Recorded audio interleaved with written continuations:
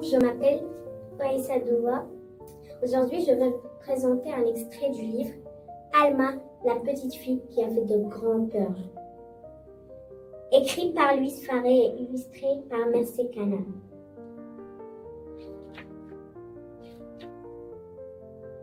En plus d'avoir une maman, un papa et une grand-mère, Lola, âgée de 89 ans, Alma possédait un tas d'objets dont elle faisait collection.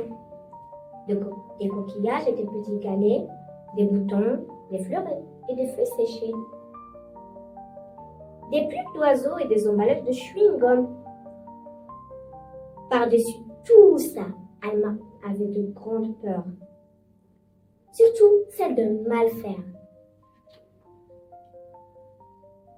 Elle conservait ses coquillages et ses galets dans des bocaux en verre, ses fleurs et feuilles séchées et plumes d'oiseaux dans des boîtes à chaussures, ses boutons et ses emballages de chewing-gum dans des carnets spéciaux. Ses grandes peurs, elle les portait sur ses épaules. Ses coquillages et ses galets étaient contenus dans une demi-douzaine de bocaux. Les fleurs et feuilles séchées et les plumes d'oiseaux remplissaient une boîte à bottes portée par son père, une boîte à sandales portée par sa mère et une demi-boîte à pantoufles portée par sa grand-mère. Quant aux carnets spéciaux, pour boutons et emballages de chewing-gum, il était en nombre de 5. Mais impossible de mesurer les peurs qu'il portait sur ses épaules, tellement elles s'étaient accumulées. De toutes ses collections, c'était la plus volumineuse.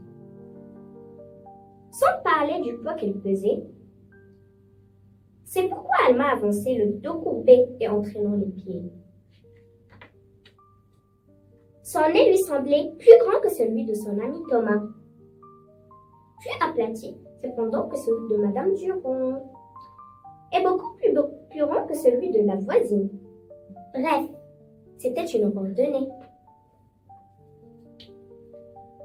Grand-mère Lola, en revanche, lui faisait 1000 baisers. Elle lui disait qu'un jour, elle la mangerait tellement elle était belle à croquer. Alma avait l'impression que sa voix était cassée. Ça ne pouvait pas être une voix de fille.